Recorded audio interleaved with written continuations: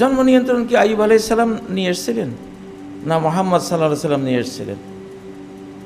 জন্ম নিয়ন্ত্রণ করেছে প্রথম ফেরাউন, জন্মের উপরে আঘাত দিয়েছে। ইউযাব্বিহু আবনাআহুম, মুসা আলাইহিস সালামের জাতির ছেলেদেরকে জবাই করেছে, মেয়েদেরকে ছেড়ে দিয়েছে।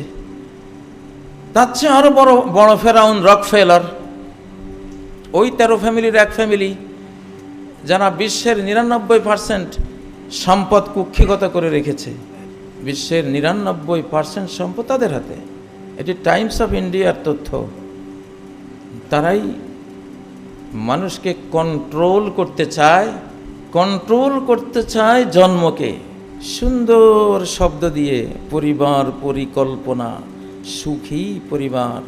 হাল আদুল্লুকা আলা শাজারাতিল খুলদ, ওরে আদম, এই গাছটা কিন্তু বৃক্ষ চিরন্তনী, এই গাছের ফল খেলে চিরস্থায়ী জান্নাতি অথবা ফেরেশতা হয়ে যাবে।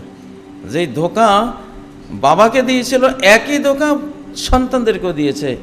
সুখী পরিবার, এই কথা বলে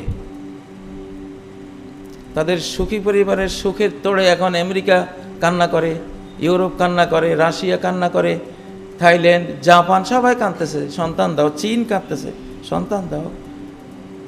সন্তানের যোগ্যতাই তো নেই আর।